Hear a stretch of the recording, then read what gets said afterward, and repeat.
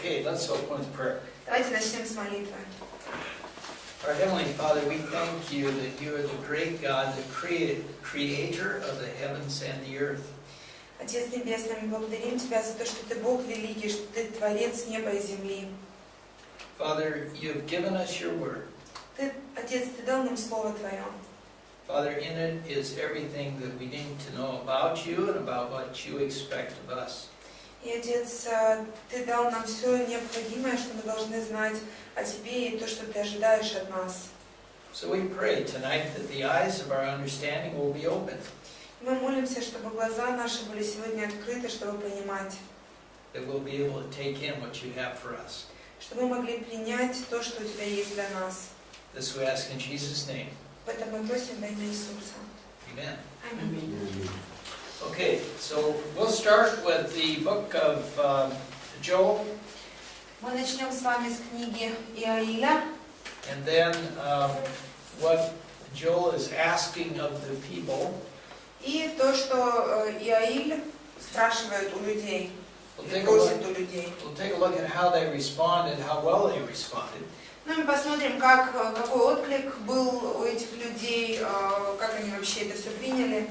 And then we'll finish with how can we apply this to us? What's the application to us here in the church age? И закончим мы это тем, как же мы можем применять это все для нас в наш век церкви.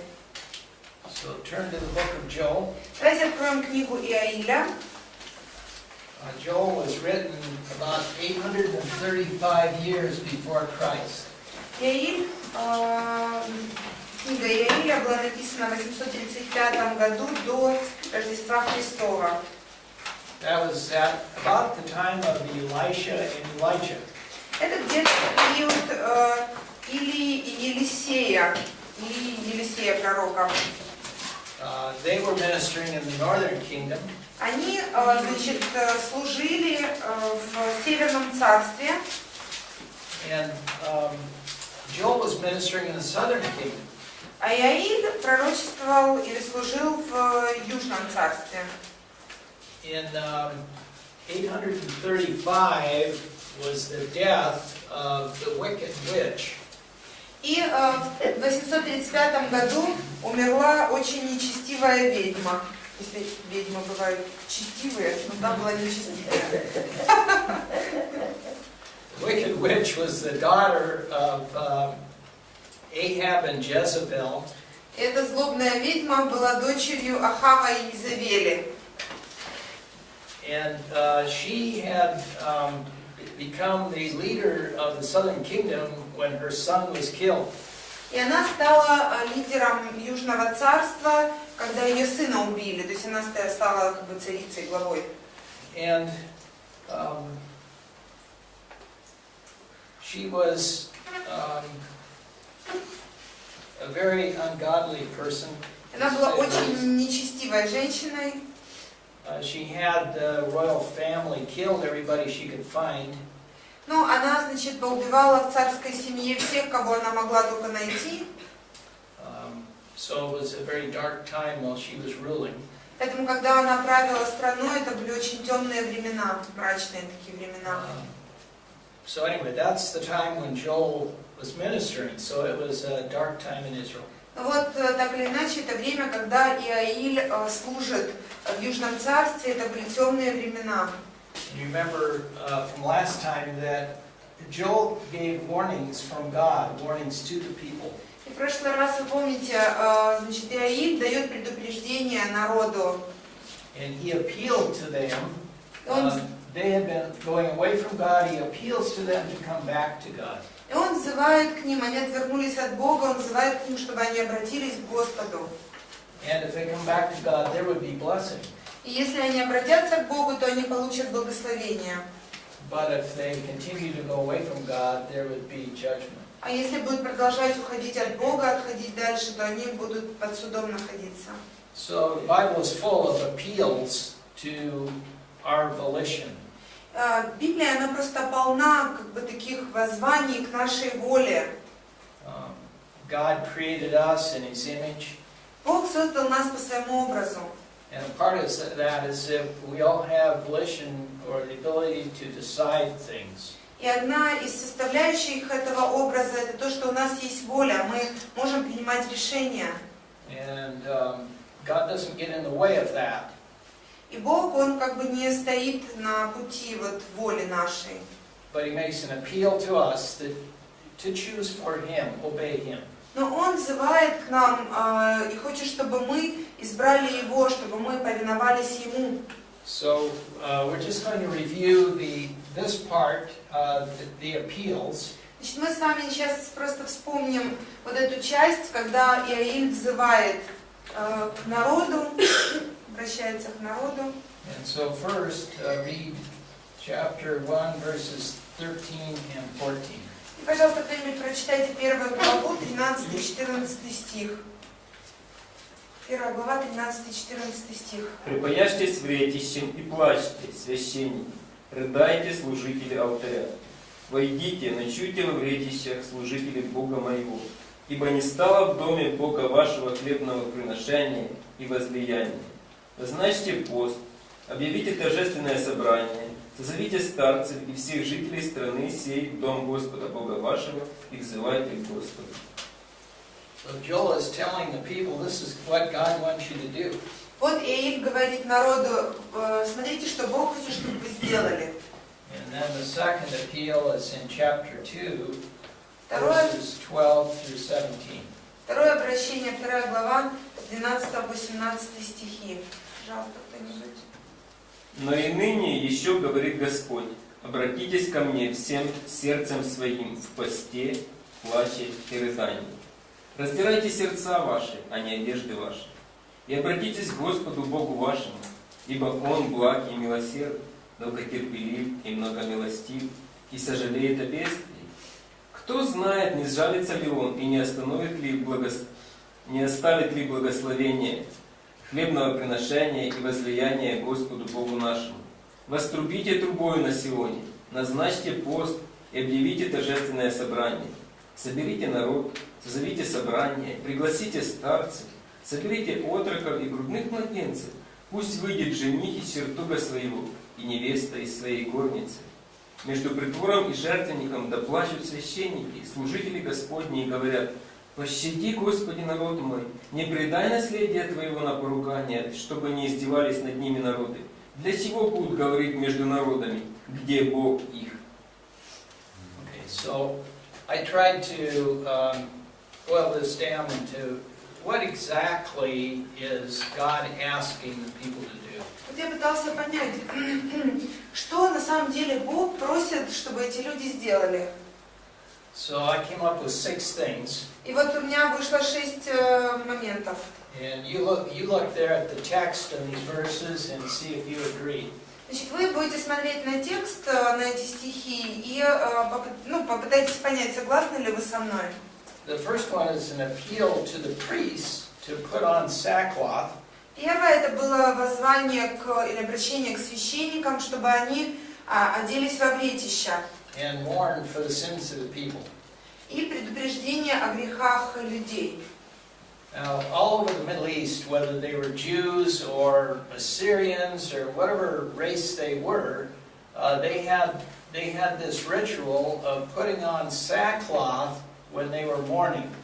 Вот на Ближнем Востоке, неважно какой народ, израильтяне, сирийцы, у всех у них была такая традиция, что когда была какая-то скорбь или плач по чем-то, то они одевали вретища, так называемые. So it was a humbling experience. It's like putting on old sacks that you would carry potatoes around you. Это, знаете, как будто бы, это было такое очень действие смирения, что ли, потому что это, знаете, как будто вы пошили себе одежду из грязных мешков из-под картошки и одели это на себя и ходите. So that was a custom they had. We don't do that today, thank goodness. Это была традиция тогда такая, мы такое сейчас, слава Богу, не делаем. The second one was that the people that took care of the altar, they were called the altar ministers, were to wail or cry for the sins of the people. И второе, что он просит, служители алтаря, те, которые у жертвенника служили, они должны были плакать и взывать о грехах народа своего. The third was that all the people were to be called to the temple in what was called a solemn assembly. Вот, значит, что они делали? Они созывали всех людей к храму. Это называлось всеобщее собрание. Не такое, как на празднике, там только мужчины должны были, а тут все должны были собраться. And he makes a point, make sure the elders get there, so make sure the leaders get there as well. И Аиль говорит, значит, убедитесь в том, что старейшины ваши пришли на это собрание, чтобы лидеры ваши пришли туда. And he said there are no exceptions. Без исключения. So if you got married tomorrow, you have to forget about your honeymoon and come to the temple. То есть, если даже ты сегодня женился, завтра ты должен забыть о своем медовом месяце и идти в храм.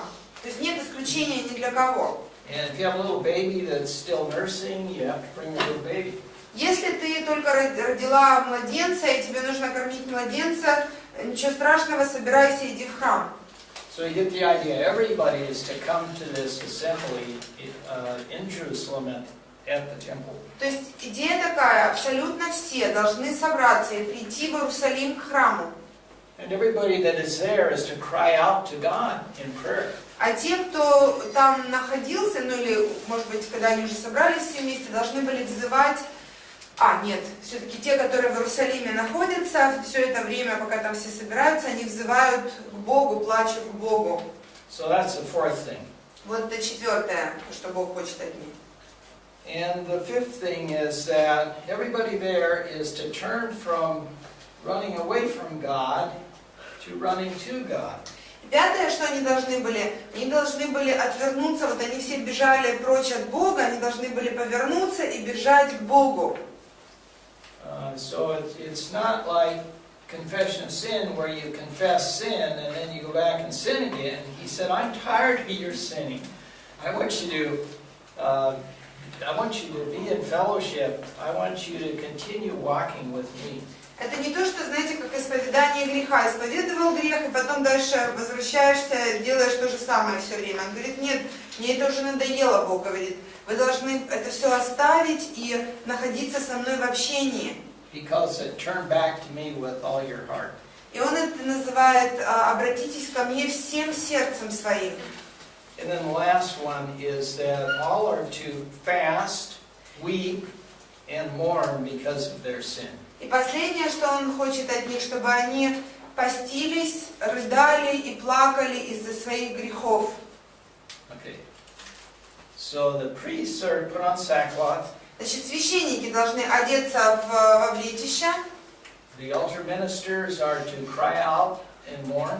Служители жертвенника должны плакать и скорбеть. The people are all to gather in the temple. Люди все, весь народ должен собраться к храму. They're all to pray to God. Все они должны молиться Богу. They're all to turn back to God with their whole heart. И все они должны обратиться к Богу всем сердцем своим. And they're all to fast, weep, and mourn because of sin. И все они должны поститься, рыдать и скорбеть из-за грехов своих. So I thought it'd be kind of interesting to see how did the Israelites do after this message that Joel gave. И, конечно, было бы интересно увидеть, как же израильтяне все это сделали, или сделали ли после того, как Иаиль им это все сказал. Well, there's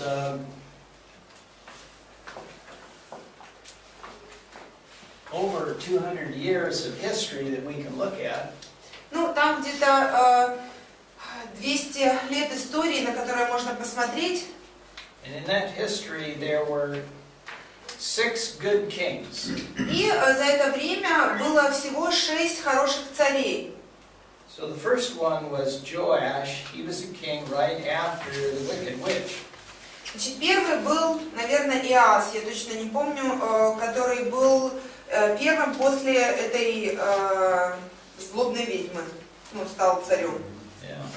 Anybody remember anything about him? What caused him to be a good king? What helped him to be a good king? Кто помнит что-нибудь об этом царе и что помогло ему быть хорошим царем? He became king at the age of 7, by the way. Он, кстати, стал царем, когда ему было 7 лет, чтобы вы понимали. Священник. Priest helped him. Yeah. Да. He had a priest that was a godly man, and he helped him follow the Lord. У него был священник, который, ну не у него, а вообще там был священник, который был благочестивым человеком и который помог ему следовать за Господом. And it's amazing, God kept him alive, that priest alive, till he was 130 years old. И поразительно, что Бог держал этого священника в живых до 130 лет дожил. That was old for those days too. Для того времени тоже это был уже старый человек. Реально, это было очень долго. But unfortunately, when the priest died, the king went away from the Lord. He went the wrong direction. Но, к сожалению, когда священник этот умирает, царь снова отвращается от Господа и начинает идти совершенно в неправильном направлении. So he did a few of these 6 things, but not most of them. Ну, значит, он сделал некоторые из этих вещей, которые Бог просил, но не все. The next good king was Uzziah. Следующий хороший царь был Осия, да? And he did some good things and followed the Lord, but he also did some bad things. He didn't follow many of these 6. Значит, он тоже сделал некоторые хорошие вещи, но также он наделал и неправильных вещей, и не все вещи, которые просил Иаиль, ну, Бог просил через Иаиля, он тоже совершил. The next king, his son Jotham, he followed the Lord most of the time. It's a son of Uzziah. Значит, сын Осии Иофам. He did a few of these things, but not many. Он тоже, ну, некоторые из этих моментов исполнил, но не все и далеко не все. The next one was Hezekiah. Следующий был Изекия. And Hezekiah, God says about Hezekiah that he followed the Lord with his whole heart. Бог говорит об Изекии, что он следовал за Господом от всего сердца или всем сердцем своим. And he went into the temple and he cleaned out the temple of all the idols. Значит, он ходил в храм, и он очистил вообще храм от всех идолов. And he brought back the Passover. They celebrated the Passover. И он восстановил праздник Пасхи, они начали праздновать Пасху с ним. But we don't read things about sackcloth or fasting or having a solemn assembly where everybody comes together. Но мы не читаем ничего такого, как одеться в обретище, или поститься, или что он собирал всеобщее собрание народа, например. So far we're 0 for 5. Поэтому у нас пока из всех этих 5 царей 0, чтобы исполняли они все то, что Бог предписал им делать. Well, we've got 1 king left. Но остался всего один царь из 6 хороших. It was a good king. И это был хороший царь, And 6. that was Josiah. Иосия. Опять Иосия. Second Kings. Осия это Иосия. Yeah. And he was probably the best of all these. И он, скорее всего, был самым лучшим из всех предыдущих этих хороших царей. He actually gathered the people, including the elders, to the temple. И он на самом деле собрал весь народ, включая старейшин, в храм. And he read the law. Прочел им закон. They celebrated the Passover. И они отпраздновали Пасху. He made a covenant with God that they would keep the whole law. И он заключил завет с народом, как бы они согласились следовать закону, всему закону. But the people, he made the people agree with him to keep the whole law, but their heart wasn't in it. Ну, конечно, он, так сказать, заставил народ согласиться с тем, что они, значит, будут добровольно-принудительно, заставил их следовать всему закону, но он же не мог заставить их сердце как бы следовать этому. В сердце они такие и остались. And so God had to carry out the judgment because the people did not turn back to him as he had asked. Поэтому Богу пришлось все-таки навести свой суд над ними, потому что они не обратились к Богу и не выполнили то, чего Он просил от них. Now there's an example in the Bible, or at least two, where they did a pretty good job of doing what God had asked them to do. Ну, в Библии есть, в общем-то, пару примеров, которые неплохо справились с задачей, которую Иаиль нам представляет. And one is with one of the most fierce nations in the world. Ну, один из примеров – это случай с таким народом, наверное, одним из ужаснейших народов в мире. These people weren't God's people at all. Эти люди, этот народ не был Божьим народом, далеко не был. Let's turn to the book of Jonah. Давайте откроем книгу Ионы.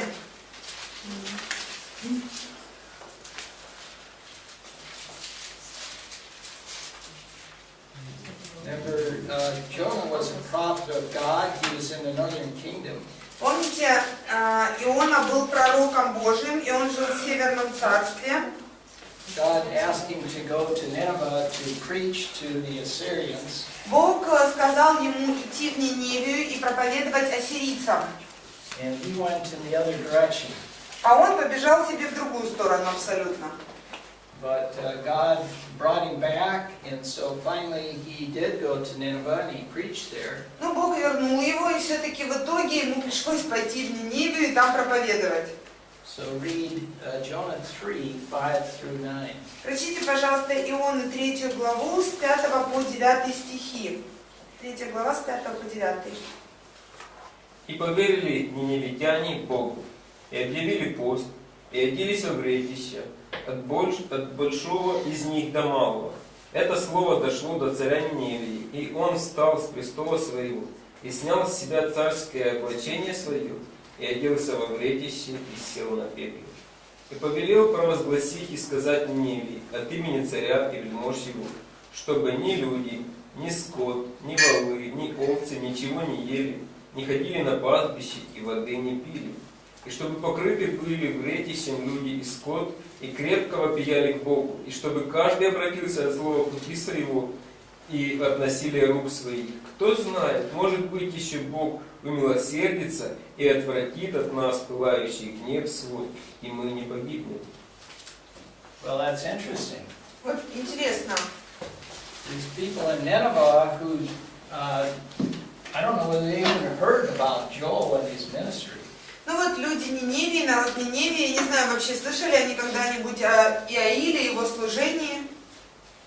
But when they heard Jonah saying that Nineveh is going to be destroyed in 40 days unless you turn back to God, they turned back to God. Но когда они услышали, что говорил им Иона, что если вы не обратитесь к Богу, то через 40 дней вы будете все уничтожены. И они обратились к Богу. So 5 says that they believed in God. В 5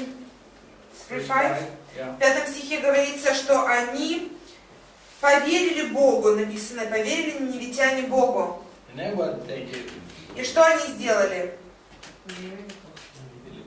They announced the fast Announced a fast and put on the sackcloth. and put on sackcloth. И оделись во вретища. And how many of them did it? И сколько людей из них это сделало? All of them. All of them. Все. And even the king. Даже царь. And he issues this proclamation. И он издает как бы свой указ, провозглашает там что-то. And what was the proclamation? И в чем был его указ? So nobody would eat even animals. Yeah. Смотрите, какой год стоял. And everybody's going to be covered with sackcloth. И все должны быть покрыты вретищами, и животные даже. Yeah. All of them should repent, even animals, you know. Даже коровы должны были покаяться, и овцы.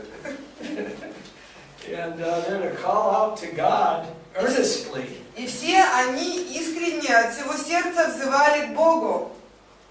And I like 9. I don't know where they got their Bible doctrine, but they had it. Ну вот мне нравится 9 стих, я не знаю, откуда у них эта библейская доктрина появилась, но она у них была. They say, who knows? God may turn and relent. Они говорят, кто знает, может быть еще Бог умилосердится и отвратит.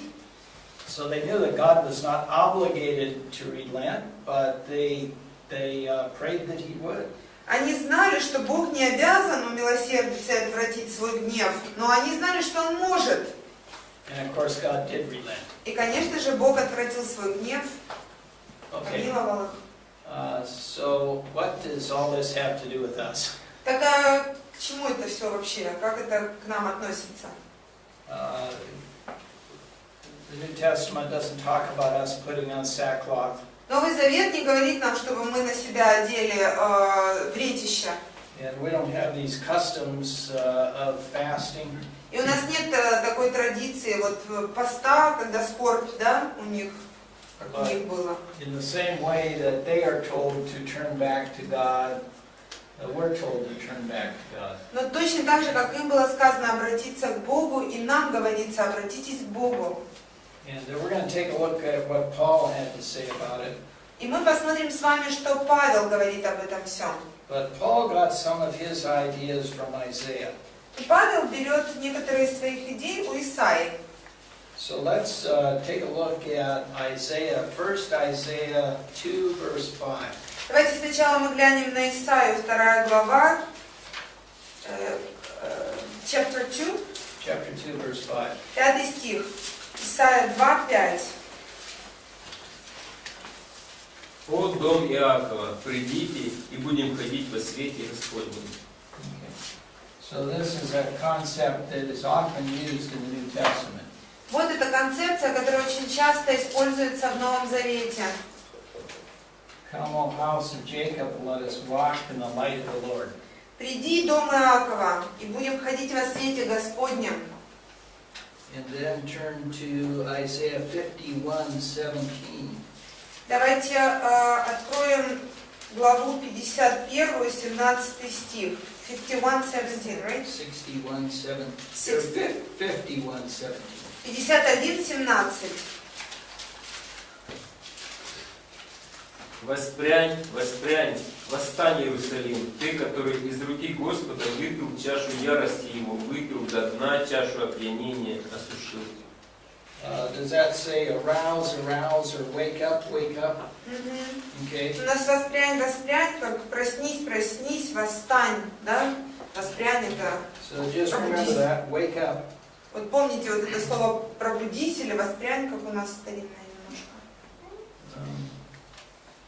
51 or 52 verse 1. 52, 1 стих. «Восстань, восстань, облекись в силу твою, Сион, облекись в одежды величия твоего, Иерусалим, город святой, ибо уже не будет более входить в тебя необрезанный и нечистый». Okay. And then chapter 60 verse 1. Потом 60 глава, 1 стих. «Восстань, светись, Иерусалим, ибо пришел свет твой, и слава Господня взошла над тобою». Does it have arise or wake up there? We have arise and like shine or I don't know, like show you light or something. Yeah. How to. Okay.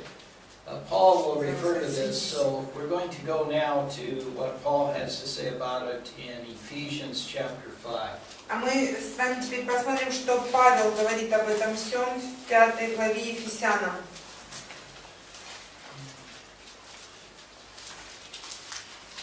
And so just as Joel was warning the nation of Israel, here Paul is warning us. Точно так же, как the same as Joel. Just as Joel was warning Israel, Paul is warning us. in Точно the так же, scripture. как Иаир предупреждает Израиль, Павел предупреждает нас с вами. Ephesians 5:8. First thing I'm going to have you do is look at verse. If I find Ephesians 5. we'll be able to tell you which verse. Если я найду сейчас 55, то я вам скажу, какой стих. Verse 14. 14 давайте сначала. Поэтому сказано, встань, спящий, и воскресни из мертвых, и осветит тебя Христос. Okay. Paul there is writing, he's quoting what Isaiah says. Павел пишет и цитирует здесь то, что сказал Исаия. And he says, awake, sleeper, Он говорит, проснись, спящий, and rise from the dead.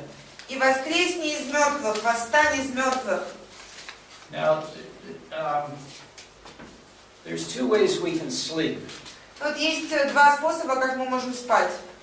One is the way where you just really go to sleep hard, and in English we say, you're dead asleep. Ну вот ты, допустим, можешь заснуть очень глубоко, такой глубокий сон. По-английски мы говорим мертвым сном, ну по-русски тоже, в общем. And the other is where we do what you call snoozing. А другой сон, который мы называем как дремать, типа. You know, you sleep for a while and then you wake up. Знаете, дремешь, потом проснулся. We have a granddaughter that plays football, American soccer. У нас есть внучка, она играет в футбол. She's in year 12, Ей 12 лет. and her team yesterday played in the championship game for the whole area that we live in. Ну вот вчера команда ее играла в чемпионате как бы всего нашего, не знаю, там, области, где они живут, район, округ, может быть, да, я не знаю. She's actually the best player in the whole area. И she's or She team? is, yeah. Окей. Она лучший игрок во всем этом округе. And so she said, you can watch it on they had a site on the internet where you could actually watch it live. Значит, ну, у них есть сайт в интернете, и можно посмотреть игру, когда она прямо идет, да, ну, как это, онлайн, да? Yeah. Прямо во время игры. So I said, sure, we'll watch it. Я сказала, ну, конечно, мы посмотрим обязательно твою игру. And then I looked to find out what time it was on. А потом я глянула, во сколько эта игра будет по времени. It was 1:30 this morning. Это было в 1:30 вот это ночью, этой, ну, прошлой, наверное, или сегодня. So it is going to be, or It was. Было уже, в 1:30 ночи было. And so Charlotte said, well, you watch it and tell me how it came out. А Шарлотта мне сказала, ну ты посмотришь и расскажешь мне, как там все было. And so I went to bed about 8:30. Значит, я отправился спать где-то в 8:30. And at 9 o'clock, I'm looking to see what time it is. В 9 часов проснулся, думаю, сколько же там времени сейчас? At 9:30, I checked again. Потом в 9:30 я опять проверил, сколько же там времени, чтобы не проспать. And so it went until 1:30. И так я продолжал спать до 1:30 где-то. I was snoozing. Я, в общем, дремал себе вот так. Charlotte didn't know anything. Шарлотта вообще ничего не услышала, не почувствовала. She was dead asleep. Она спала мертвым сном, а я I'm the дремал. smart one. Я в этом случае оказалась умнее. Paul is appealing here to people who are spiritually dead asleep. Павел взывает к людям, которые духовно спят мертвым сном.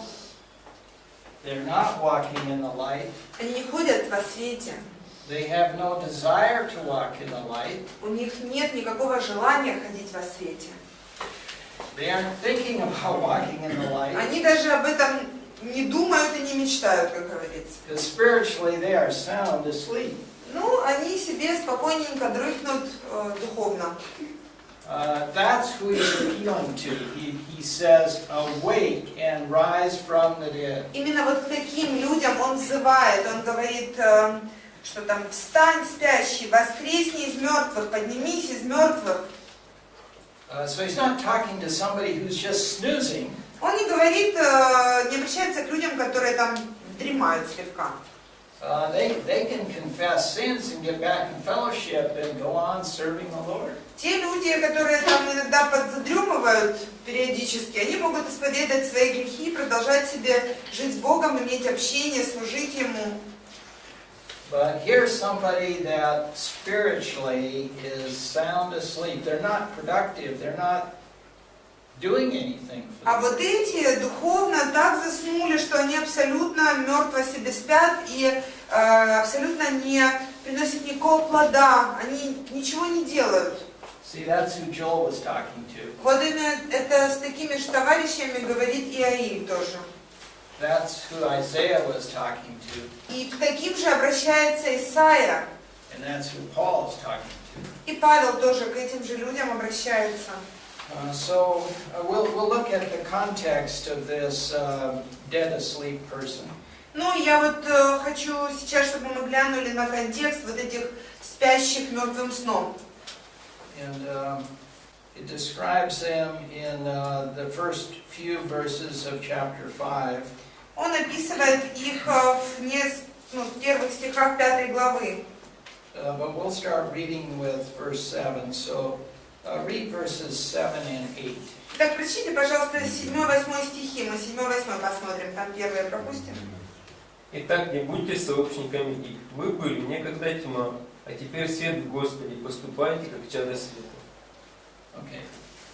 So, formerly, before you became a believer, you were walking in darkness. That was the normal way that you conducted yourself. You acted like any other unbeliever. Он говорит, что раньше, когда вы были неверующим, вы поступали как дети тьмы, и это было нормально, это как все делают, в общем-то, живут себе.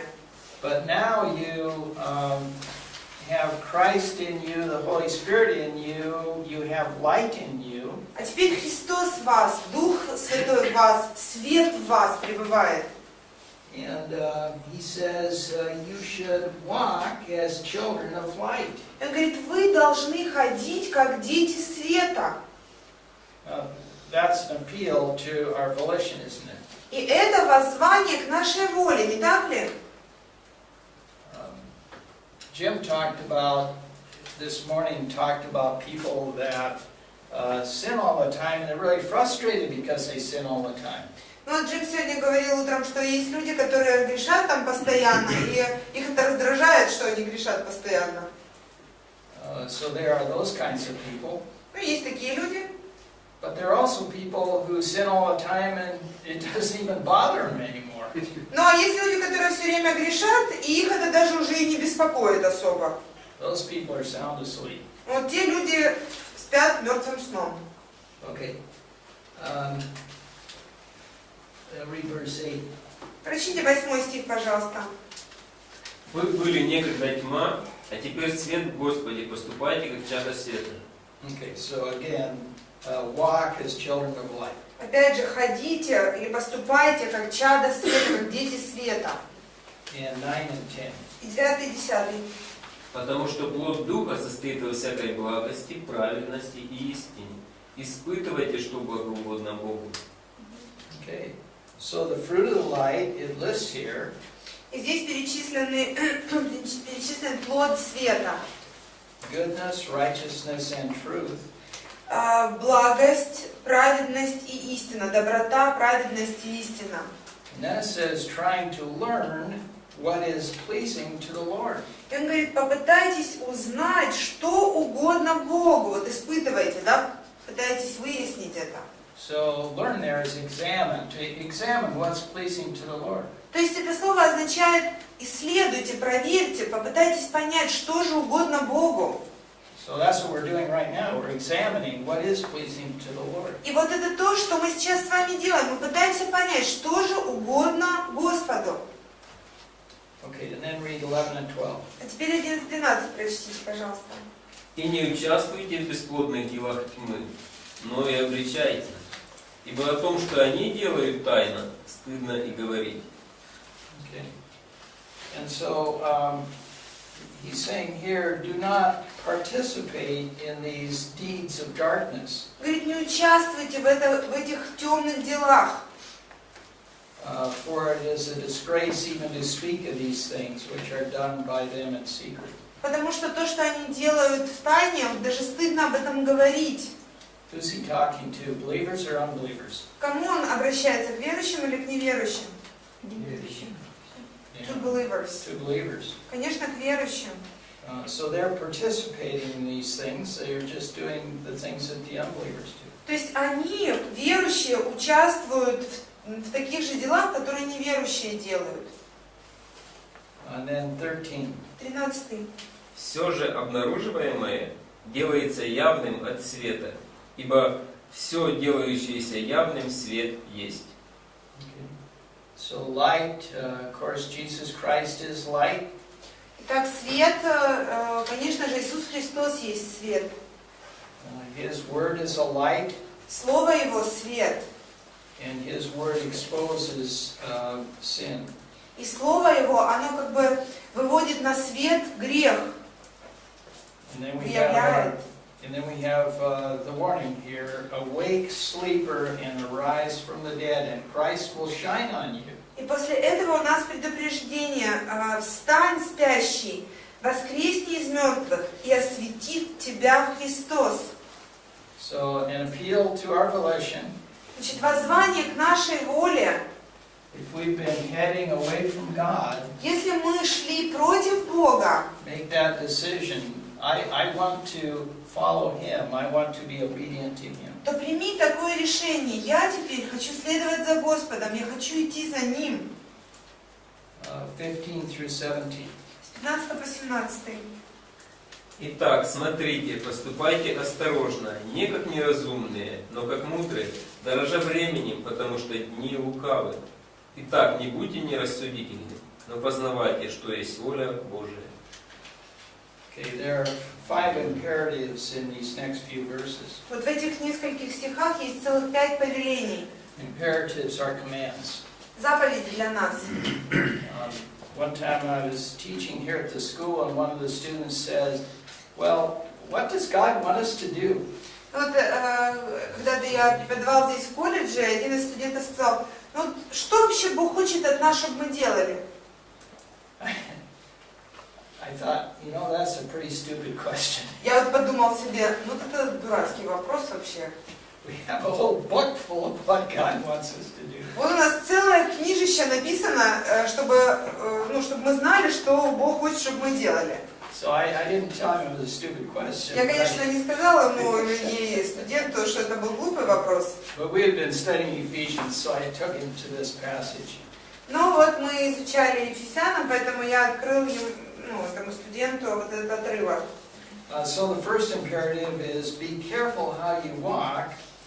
Поэтому первое повеление так: смотрите, поступайте, как вы ходите, поступайте осторожно, да, смотри, как ты ходишь. Not as unwise, but as wise. Не как неразумный, но как мудрый. Making the most use of your time. То есть, используя время с пользой. So there's something that from the oldest here to the youngest, we need to make the best use of our time. И вот это относится ко всем из нас, от самых взрослых до самых молодых здесь присутствующих. Мы все должны с пользой использовать время. And make conscious decisions about what I'm going to do tomorrow. И принимать осознанные решения. Вот что я буду завтра делать, какой у меня план, как я буду использовать это время завтрашнее. So tomorrow's Monday. Значит, завтра понедельник. What good use are you going to make of your time tomorrow? Как я могу полезно использовать свое время завтра в понедельник? The second imperative is verse 17. Второе повеление у нас в 17 стихе находится. Yeah, read that. 17. Итак, не будьте нерассудительны, но познавайте, что есть воля Божия. Okay, there's actually two there. One is do not be foolish, and the other was understand what the will of the Lord is. Но здесь на самом деле даже два. Первое: не будьте глупыми, но второе: познавайте, что есть воля Божья. How can you understand what the word of the Lord is? А как познавать, что такое воля Божья? Это вопрос. Читать Слово. To read the word. Sure. Конечно. So there's something to do tomorrow. Вот есть чем завтра как раз и заняться. Вот вам план на завтра. And the next day. И на следующий день послезавтра. And the next day. И на следующий послезавтра. Okay. Познавать волю Божью. 18. 18.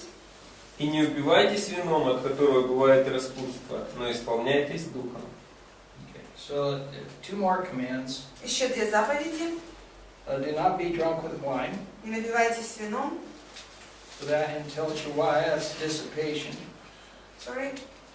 That is dissipation in the English. Do not be drunk with wine, for that is dissipation. Значит, не упивайтесь вином, потому что от этого бывает распутство. But be what? Ну что? Исполняйте Святым Духом. But be filled with the Holy Be Spirit. filled with the Holy Spirit. And how are you filled with the Holy Spirit? А как исполняться это Духом? Confess sins, right? Исповедовать 1 грехи. John 1:9. 1 Иоанна 1:9. Okay, so those are the 5 imperatives.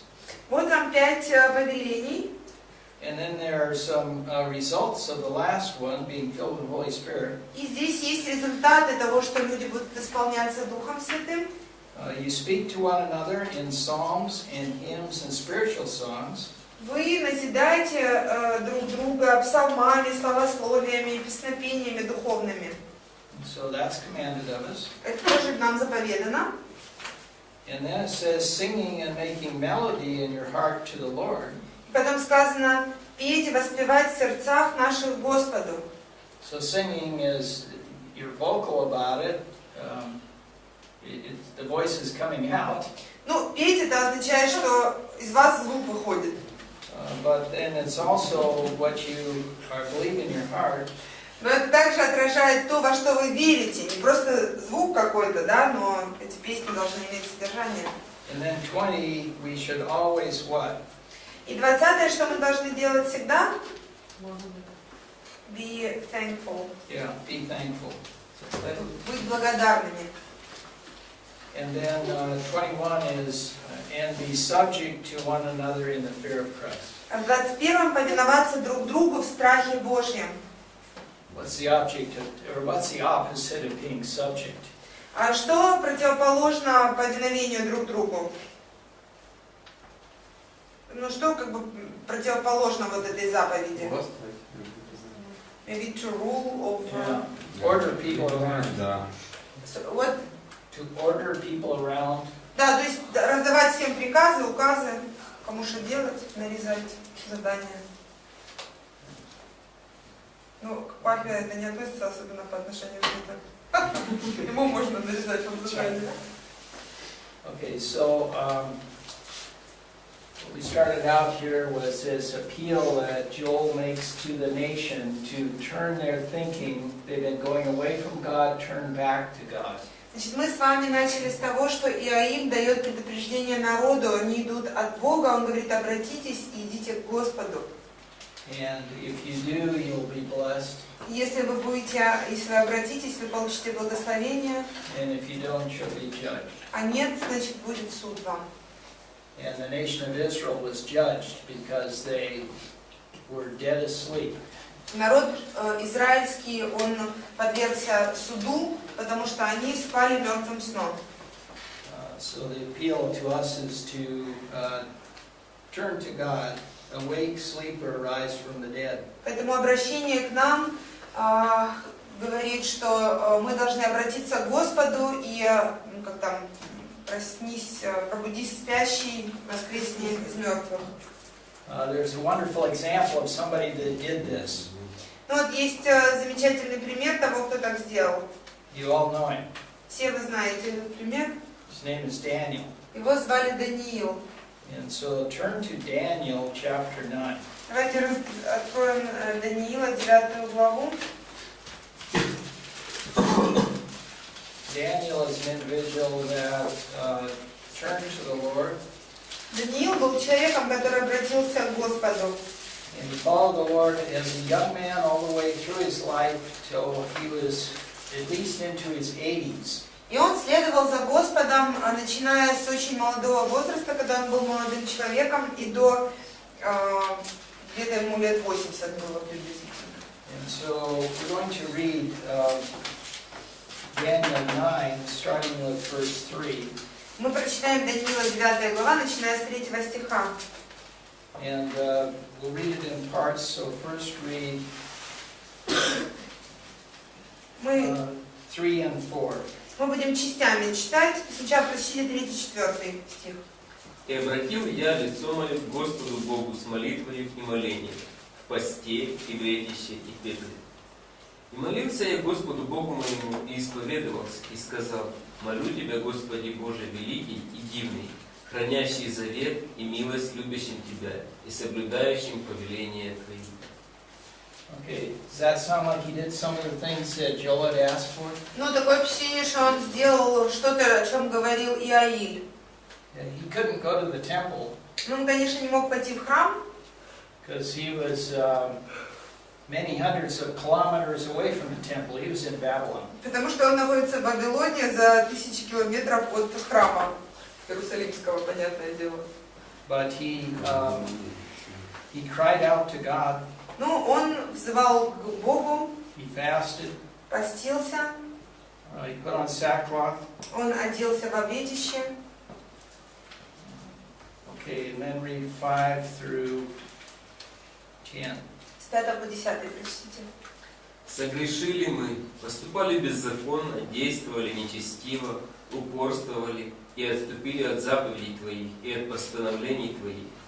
И не слушали рабов Твоих пророков, которые Твоим именем говорили царям нашим, и вельможам нашим, и отцам нашим, и всему народу страны. У Тебя, Господи, правда, а у нас на лицах стыд, как день этот, у каждого иудея, у жителей Иерусалима и у всего Израиля, у ближних и дальних во всех странах, куда Ты изгнал их за отступление их, с какими они отступили от Тебя. Господи, у нас на лицах стыд, у царей наших, князей наших и у отцов наших, потому что мы согрешили пред Тобою. А у Господа Бога нашего милосердие и прощение, ибо мы возмутились против Него и не слушали гласа Господа Бога нашего, чтобы поступать по законам Его, которые Он дал нам через рабов Своих пророков». Through 14. До 14. «И весь Израиль приступил закон Твой и отвратился, чтобы не слушать гласа Твоего, и зато излились на нас проклятие и клятва, которые написаны в законе Моисея, раба Божия, ибо мы согрешили пред Ним. И Он исполнил слова Свои, которые изрек на нас и на судей наших, судивших нас, наведши на нас великое бедствие, какого не бывало под небесами, и какое совершилось над Иерусалимом. Как написано в законе Моисея, так все это бедствие постигло нас. Ибо мы не умоляли Господа Бога нашего, чтобы нам обратиться от беззаконий наших и уразуметь истину Твою. Наблюдал Господь это бедствие и навел его на нас, ибо праведен Господь Бог наш во всех делах Своих, которые совершает, но мы не слушали гласа Его». And 15 through 19. С 15 по 19.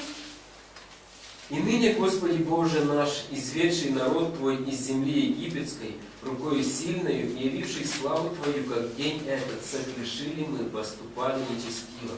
Господи, по всей правде Твоей да отвратится гнев Твой и негодование Твое от града Твоего Иерусалима, от святой горы Твоей, ибо за грехи наши и беззакония отцов наших Иерусалим и народ Твой в поругании у всех окружающих нас.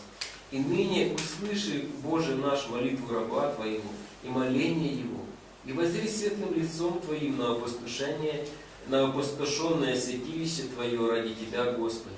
Преклони, Боже мой, ухо Твое и услыши, открой очи Твои и воззри на опустошение наше и на народ, на котором наречено имя Твое, ибо мы повергаем моление наше пред Тобою, уповая не на праведность нашу, но на Твое великое милосердие. Господи, услыши, Господи, прости, Господи, внемли и соверши, не умей Ты ради Тебя самого, Боже мой, ибо Твое имя наречено на городе Твоем и на народе Твоем».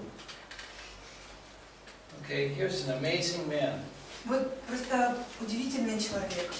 At the time he said this prayer, he's probably about the same age that I am. Но когда он вознес эту молитву Господу, он, наверное, был такого возраста где-то, как я. When he was a young man, about the age of probably the young men here, Ну, maybe 16, 14 to 16. вот когда он был молодым человеком, где-то с 14 до 16 лет приблизительно, He was captured by the Babylonians and taken to Babylon. он был захвачен вавилонянами, его отвели в плен в Вавилон. He went through 3 years of training to do administrative work in the government. Потом 3 года его готовили, чтобы исполнять административную работу в Вавилоне. And during that time, he set his mind to follow God. И в это время он решил для себя, что он будет следовать за Господом. And he never wavered. И он никогда не, знаете, не колебался, как бы никогда не отступал. He walked in the light the whole time. Он все время ходил во свете. And Nebuchadnezzar the king gave him the highest rank in the government after his training.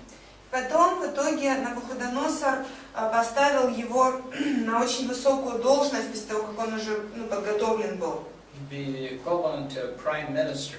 Он занял пост, который, наверное, эквивалент премьер-министру. He may have been 20 years old. Может быть, ему было лет 20 всего лишь. And had to negotiate with all the leaders of other countries. И ему приходилось проводить переговоры с лидерами других стран. But every time Daniel was asked, he always said, "It's not me, it's God who is the one that gives me light." Но каждый раз, когда спрашивали его о чем-то, он говорил: это не я говорю вам, это Господь дает мне понимание, дает мне свет, просвещает как бы меня. So God says, "Awake, sleeper, Значит, Бог сказал ему: пробудись, and rise from the dead, восстань из мертвых, and the light will shine on you." и свет воссияет на тебе. So we need to make use of our time. Поэтому давайте использовать наше время полезно, с пользой. Okay. Any questions or comments? Вопросы, комментарии? All right, let's close in prayer. Давайте мы завершим молитву. Our Father, you are a great God. Отец наш, Ты Бог великий. You warn people and warn people and warn people. Ты предупреждаешь людей, предупреждаешь. You're very patient. Ты очень терпелив. And so, because you're so patient, sometimes we ignore you. И из-за того, что Ты так терпелив, иногда мы просто игнорируем Тебя. And sometimes we're just dead asleep. Иногда мы просто спим замертво. But you brought locusts to wake the people up in Joel's time. Но во времена Иаиля Ты наводил саранчу на поля, чтобы пробудить людей. And now you bring wars and bombings and all kinds of things to wake us up. А сейчас Ты наводишь войны и бомбежки, и всякого рода бедствия для того, чтобы нас пробудить. Father, help us as believers to walk in the light, Отец, помоги нам, как верующим, ходить во свете, that we might serve you all the days of our life. чтобы мы могли все дни нашей жизни служить Тебе. This we ask in Jesus' name. Об этом мы просим во имя Иисуса. Amen. Аминь.